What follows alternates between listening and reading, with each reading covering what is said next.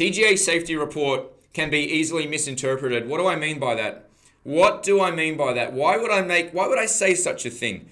How dare I say such a thing? All right, let's take a look at it here, ladies and gentlemen. All right, so I've been crunching a few numbers over the past few days. I've been double checking everything, so I think that everything's accurate. I'm been putting some extra effort and attention to detail when speaking about these types of numbers. All right, so what are we looking at? What are we looking at right here? We're on the Therapeutic Goods Administration website, and we're looking at the latest Vaccine Weekly Safety Report, which was published on the 29th of last month. All right, we're not going to be focusing on these 407 reports of death post-vaccine. We're going to be looking at these figures here. All right, it dawned on me that you see these two highlighted figures, total AEFI reports, that stands for Adverse Event Following Immunization, at 43,811, right next to total doses administered, 11,211,447. And out of those 11 million doses, there are several people who have actually consumed 2 doses. So the total number of people who have either received 1 or 2 doses of the COVID vaccine here in Australia equals 8.57 million. So why do I say this data can be easily misinterpreted? Well, it is true that I guess the TGA has received this amount of reports, but by putting the total AEFI figure directly next to the total doses administered. Now, tell me if you disagree with me. This is just my personal opinion. What it implies, in my view, is a very low rate of adverse events in relation to people who developed some type of reaction after being administered with the COVID-19 vaccine. All right, so it doesn't really take a genius to understand that 43,811 represents only a very, very small fraction of 11,211,447. So somebody casually reading this report could easily see these two figures and say, all right, let's do the maths, 43,000 into 11 plus million. Oh, that's not very high at all. So basically, chances are you're not going to have any adverse reactions. I think it's totally within the realm of possibility that a given person flicking through this report would look at these two figures and say, oh, that doesn't represent a very high chance. Now, you'll see where I'm heading with this in just a moment. When we go to AusVax Safety being a government-funded entity and an entity that communicates with the Therapeutic Goods Administration, we see a very different data set when compared to the information here in the safety report.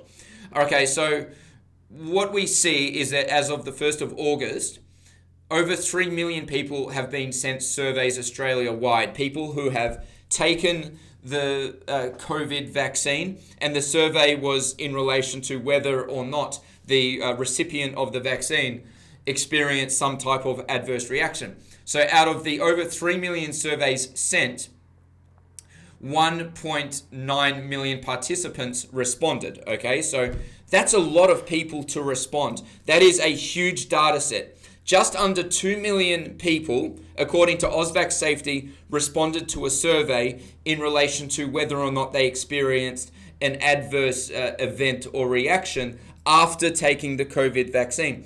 So how many actually reported that they did have an adverse event? It says right here, 45.7%. Okay, so my next question to you is, what if we look at the total number of people who have received either 1 dose or 2, and we'll be conservative because some people have received 2 doses, therefore some people could have also experienced 2 adverse events, adverse event after the first dose and adverse event after the second dose. If we take this figure here of 45.7% and ask ourselves, what is 45.7% of the 8.57 million Australians who have received 1 dose or 2 doses, what figure do we come up with? Now, this is not an absolute rule, okay, but I think if there's just under 2 million survey respondents and 45.7% of them are reporting an adverse event, I would say that is quite reliable data. What reason would the 45.7% of people have to lie about it? Clearly, they got the vaccine because they support the vaccine. They support what the government's doing. I think it would be very unlikely that people would just make up having an adverse event for the sake of it. So let's go back to the browser right here, because we go back to the TGA. We look at this figure here, 43,811 represents a very, very small portion of over 11 million. And although the TGA is not claiming that these are the only adverse events that exist, I think by putting these figures side by side, it creates, it could be easily misinterpreted by the reader, okay? So I did the maths. What does it work out to be? 43,811 out of over 11 million. And it worked out to 0.4%, okay, which most people could gauge that is roughly what the percentage would be when looking at these huge numbers next to us.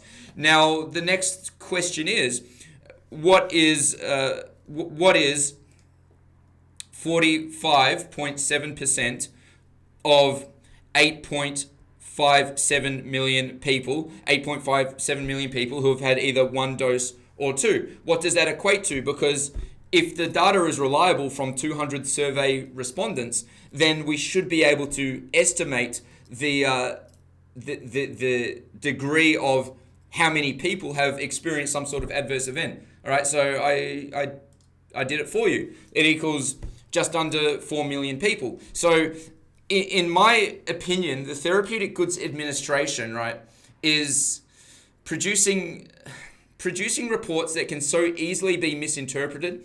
What I'd like to see from the TGA is an estimation on adverse events based on the survey data results conducted by AusVax Safety. So there should be another box here that says something to the effect of estimated total AEFIs, okay, adverse event following immunization, in order to paint a more clear picture of what the likelihood could be for a would-be vaccine consumer in relation to the adverse events. Now, another thing they're not printing here is the sort of the most common events and things like that. So put your thoughts in the comments. I think that you see where I'm going with this, because it's, if you think I'm wrong, tell me I'm wrong, but I just see so much scope, such a huge scope for misinterpretation, the way the TGA has laid this data out. And I just consider it to be, wrong. I consider it to be misleading. I consider it to be a disservice to Australian vaccine consumers who deserve to know the likelihoods. I mean, it's really clear. AusVax Safety, just under 2 million participants, over 45% said they have an adverse reaction. Why can't they put an estimate based on the AusVax Safety data on the TGA website? Why can't they make it clear that it's an estimate? So the question we need to be asking ourselves is, what else is misleading? Is the 407 reports of death, is that also misleading that they put right there? So under what circumstances does the TGA consider a adverse event to be death?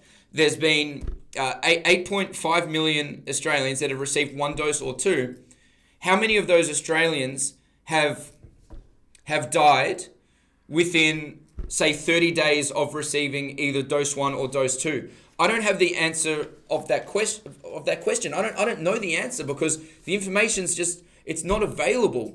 Now, those 407 deaths that were reported, we don't know if the vaccine contributed to those deaths, but we deserve to know how many people have died in a short time frame after taking the vaccine. The government loves to tell us how many people died within a short time frame of producing a positive PCR test result, yet the rules for how they count adverse events and whether it's an injury or death is completely different. Wouldn't it be nice to see a standard when it comes to reporting, comparing apples with apples? Because otherwise the Australian people are just being completely left in the dark. And I'll be honest with you, it makes me mad because I can see that people, Australians, are being can easily misinterpret the information that is being given by the government. And what can I say? I'm accusing the government of injustice. Really, that's what I'm saying here. I'm really accusing the government of doing the wrong thing. So I make no apologies for making that accusation one little bit. What do you think, ladies and gentlemen? That's the end of the segment here. I hope that it all made sense. It's a little bit tricky looking at the figures and putting it into context, but nonetheless, let's keep this show on the road.